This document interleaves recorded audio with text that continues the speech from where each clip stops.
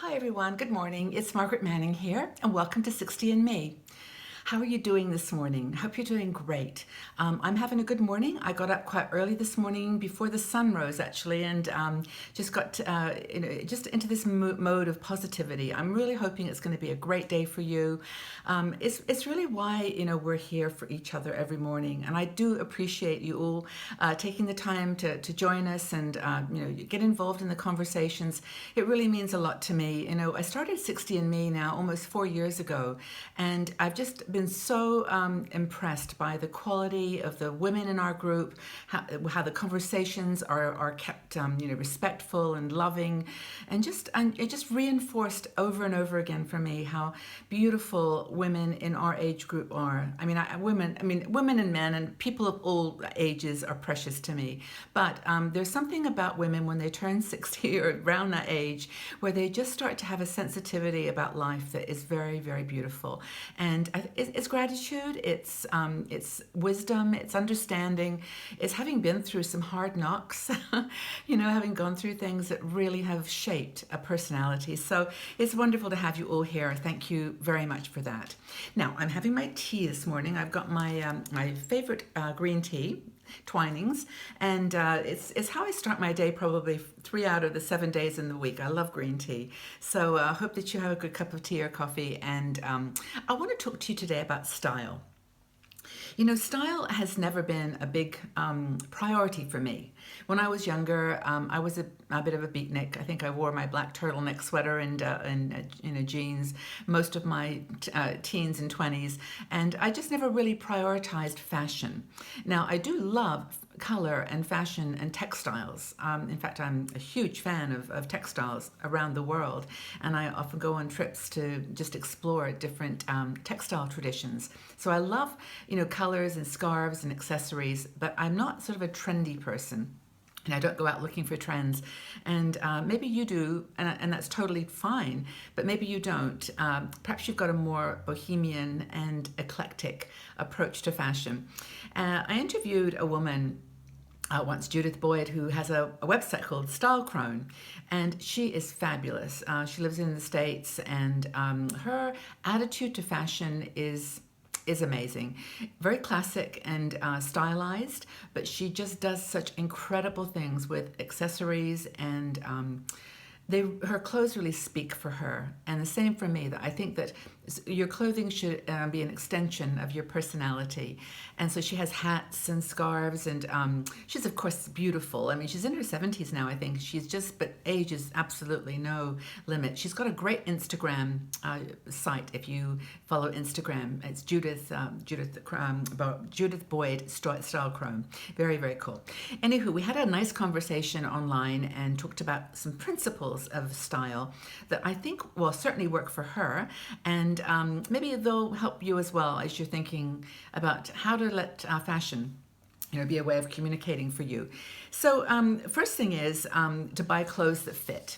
And she really did highlight this. We did our own fashion video a couple of years ago now with Melanie down in Milan, and she started with that premise too. Buy 4 basic items that fit you perfectly, like a glove, as they say. And with those 4 basic items, you can then build your wardrobe around that, and you can then, start with the palette, and then accent and express yourself through that, what you add to that palette. She says to follow Coco Chanel's advice, which is to always take off 1 item of accessory before you go out the door. Simplicity is the goal. Find those basic items and then accessorize, minimally but beautifully. And the thing about clothing fitting well and being well tailored, and I know a lot of you will be nodding saying, I can't afford to find a tailor. Well, and I do understand this is true, but if you buy those items and get them to fit perfectly, truthfully, you're not going to gain or lose too much more weight in this time of your life. So maybe it's worth the investment.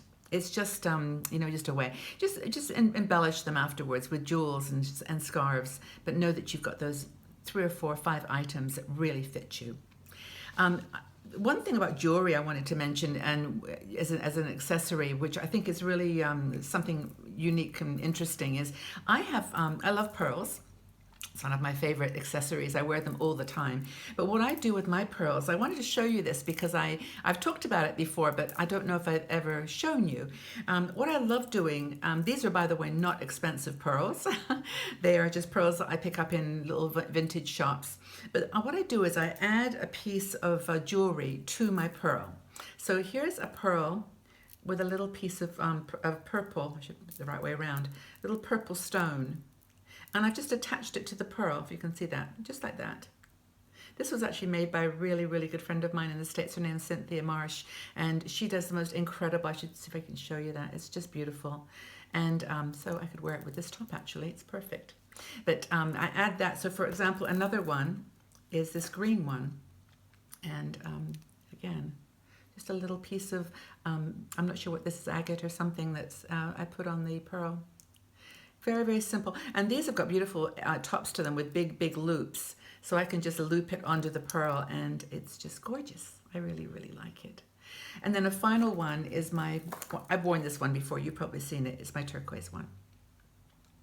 And this is just, again, attached to a little string of pearls. So that's one way that you can take something that you love, like I love my pearls, and I can just try to wear it in different ways and accentuate the color that I'm wearing or the makeup perhaps I'm wearing and make it beautiful. So I just wanted to share those with you because that's kind of one of my little things. Now, another thing that Judith suggests, going back to my interview with her, was to think creatively about the sources, about the places that you go to buy clothing. Now, she's a consignment person, estate sale person. She goes to look for vintage brands. It may not be an issue for you. You may just have a particular line that you really love, Eileen Fisher or Joe Brown, one of the these really nice ones you enjoy, and go and find them in discount stores like Ross's or Marshall's if you're in the States. There's TJ Maxx. These are really good places to hunt for these items. But of course, looking for clothing from different eras is really fun too. And actually, most of these pearls I found in Bath in the UK at a little shop there called Not Cartier, and they have wonderful pearls and vintage jewels. So every time I go there, I try to get some. It's really fun. Another thing that Judith does, and I love it too, is hats. And she uses hats to define her style. Hers are ones that she makes. She makes these incredible kind of, what do you call them? I forget, hats that are wrapped around, wraps, I guess. And they're beautiful fabrics, animal print and floral and plaid. Really, really lovely. And I like berets. So berets are my thing. And maybe you've got a favorite hat that you like to wear.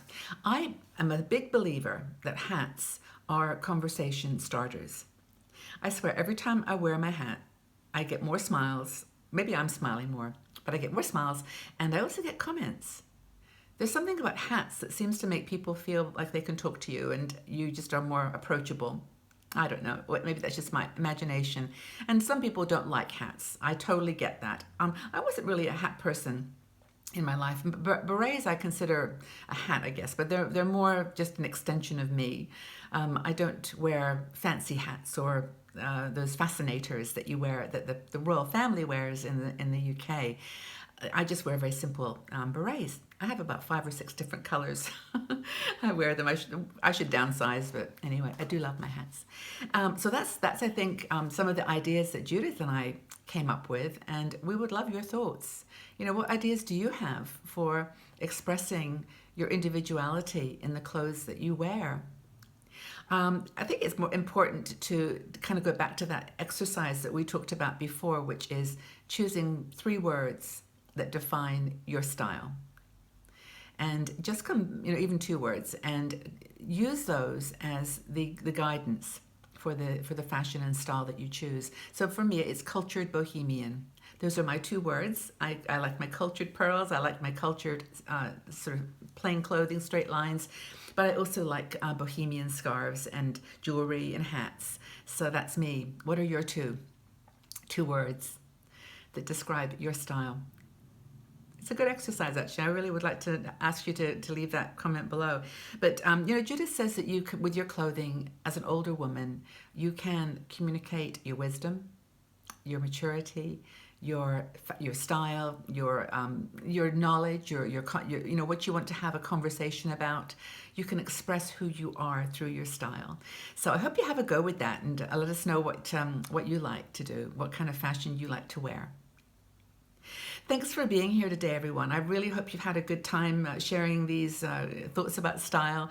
And I would love to ask you, what is one accessory that you have, one accessory or clothing item that you think really reflects your personal style? What's one accessory or clothing item that expresses your style? Have a really wonderful day, everybody. Take good care of yourselves, and I'll see you all back here again soon. Take very good care. Bye-bye.